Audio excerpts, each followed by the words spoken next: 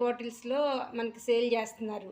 అది నేను చూసి నేనే తయారు చేద్దామని తెచ్చుకున్నాననమాట. మా అమ్మాయికి కొంచెం బ్లడ్ లాస్ అయింది. దానికి ఆ బ్లడ్ ఇంప్రూవ్ చేయడానికి కోసం నేను ఇప్పుడు ఇది తయారు చేస్తున్నాను. మీరు కూడా ఖచ్చితంగా తయారు చేసుకోవాలి.